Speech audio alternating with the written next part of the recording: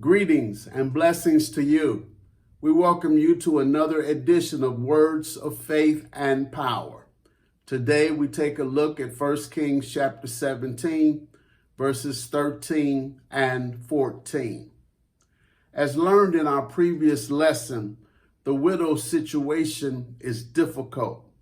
It is so bad that she is resigned to use the last of her flour and oil to cook a final meal.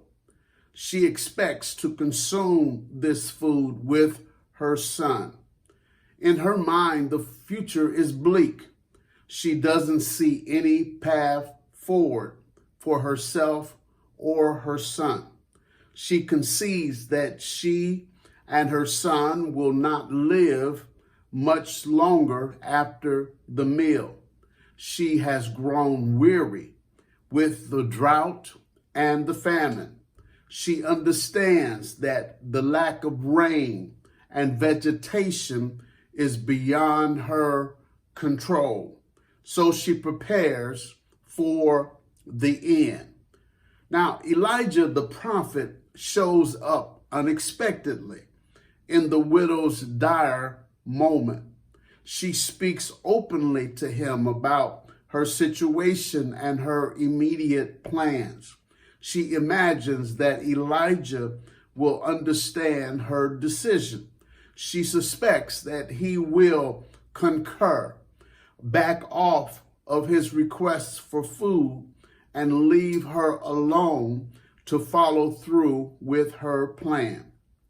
The widow's suffering and pain was great, along with most of the people in that region. However, Elijah shows up with a word from God and the answer to her problem. Elijah says, "Fear not." He encourages her to avoid giving in to her fears. The prophet seems to say, change your perspective and the picture that you have fixed in your mind. Your imagination is filled with images of lack, failure, and death. Know that the Lord has spoken. Stop thinking fear thoughts. Stop dwelling on what may go wrong. This is your opportunity for victory. So Elijah says to her, "Go and do what you have said." Elijah makes an adjustment to her original plan. He says, "Make a little cake for me first and bring it to me.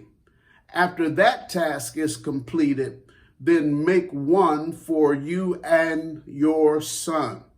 Elijah directed the widow in this way with the authority of God's word.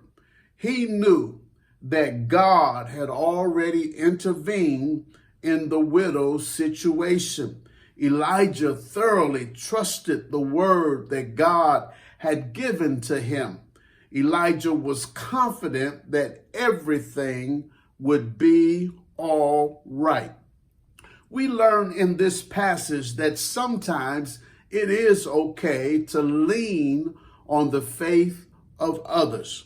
God surrounds us with people at times who have greater faith in God than we have at the moment. These faith-filled people are a necessary resource for success. You may not know what to do, but God puts somebody in your path with a word of wisdom from the Lord. These people don't give you advice on a whim like some.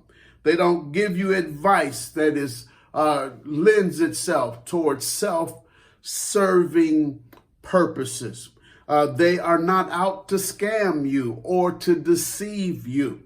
But God strengthens your faith through the faith of others and puts you in the right situation at the right time.